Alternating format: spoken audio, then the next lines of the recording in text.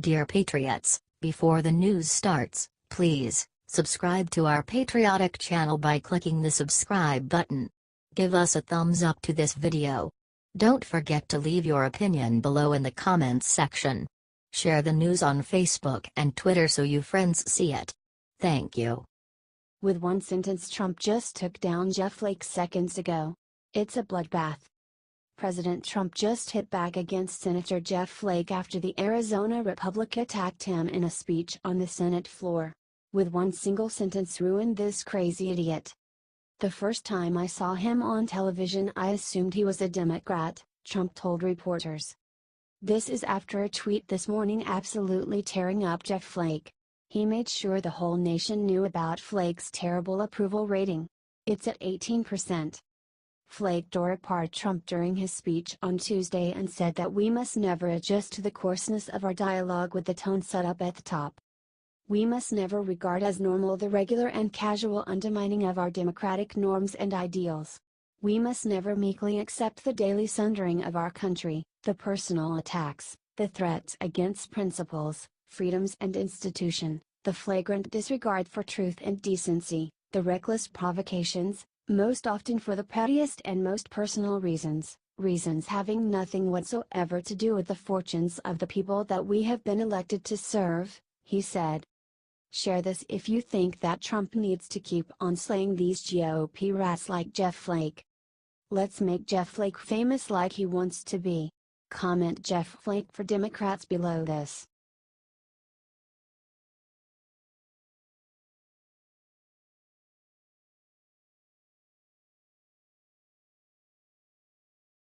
Roger Goodell struck down by TV execs' plan to fix ratings mess that spells doom for NFL's future. Roger Goodell is not having a good month.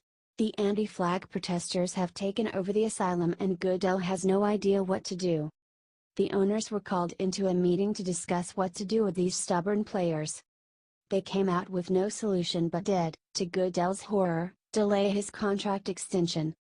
In other words, fix it, Roger, or find a new job. On top of that comes a shocking new report from Sports Business Daily that confirms the NFL's worst fears.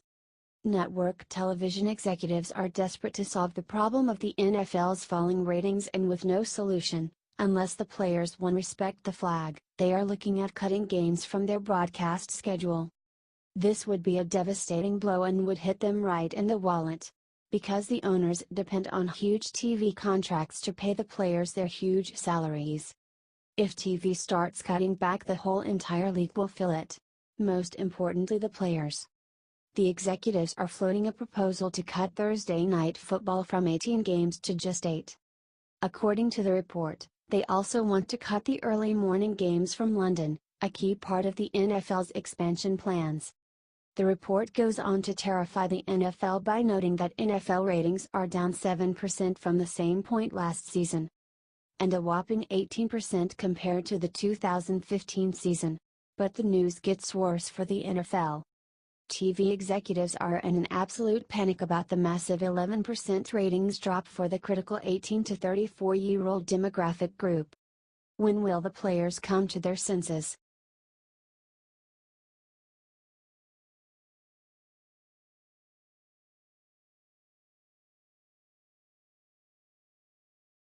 NFL players hang heads in shame after seeing flag properly respected at World Series last night.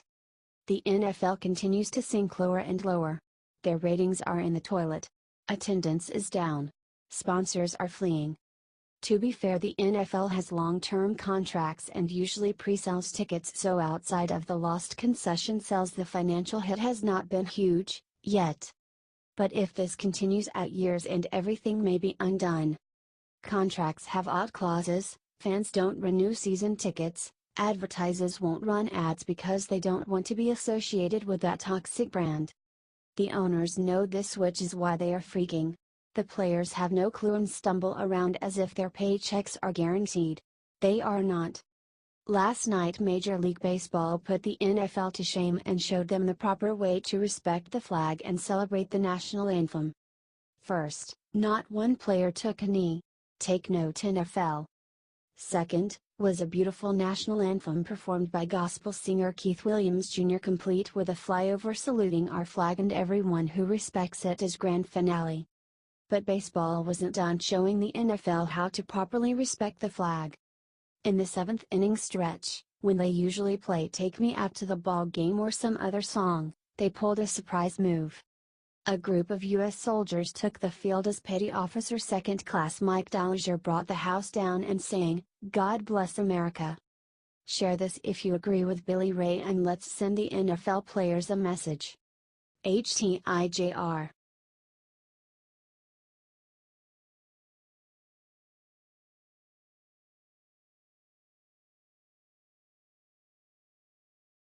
Ted Cruz comes forward, sends Corker and Flake scurrying back under rocks they crawled from. Ted Cruz does not suffer fools.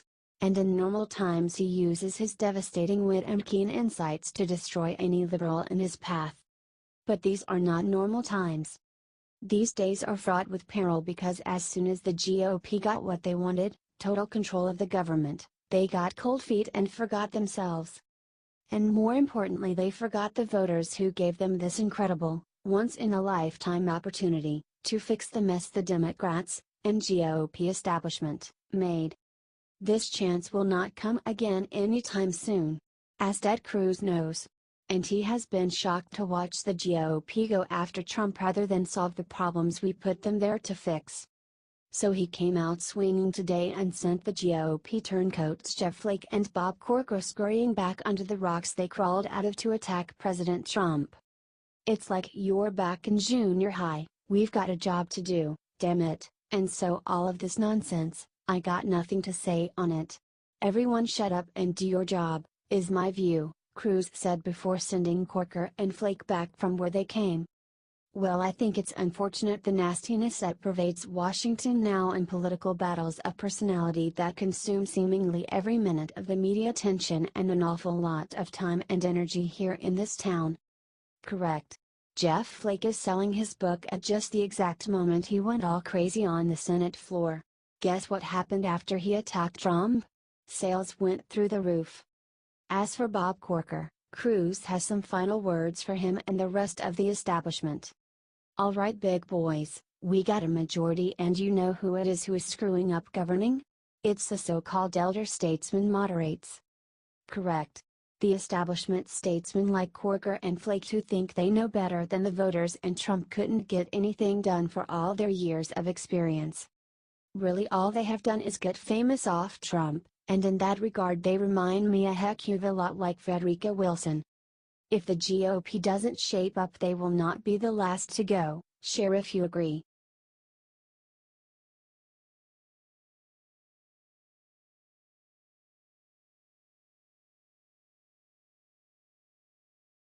Before flying to Dallas, Trump turned to press and dropped truth about Russia and him. The tables have been turned. In a press conference this Wednesday, Trump blasted Hillary Clinton over the new revelations that she helped fund the anti-Trump dossier this week.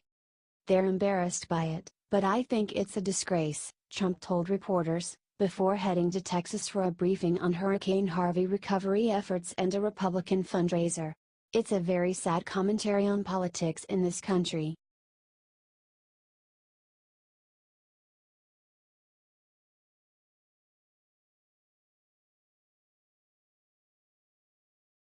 Ivanka Trump discovers classy way to silence CNN and turn Hollywood's scorn into badge of honor.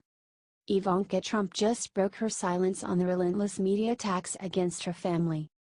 Appearing on Fox News, Ivanka spoke about the toll the media and Hollywood's attacks have had on her family.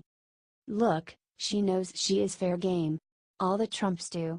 They have always been fair game for the media. But so consumed and blinded by hatred, the media is not playing fair. They will literally do anything to try to stop Trump. And if that includes going after Barron Trump, so be it. Ivanka said.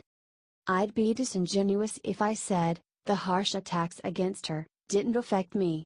I think, though, at the end of the day the real people suffering in this country are not me and my family. We can take it. Ivanka went on to show the whiny Hollywood crowd, Did you see how they all tried to run and hide from the Harvey Weinstein scandal? How to handle the spotlight with grace and class. The millions of Americans we saw across this country who are addicted to opioids or have lost a child to opioid abuse, who have lost their jobs because their industry can longer be competitive. These are the people who are really suffering. If we have to take a few body blows in advocating for those men and women, I think everyone in my family and everyone in this administration is honored to do it, she added. Correct. Ivanka wears CNN, MSNBC, and Hollywood's scorn like the badge of honor that it is. And boy does she wear it well. Share if you agree.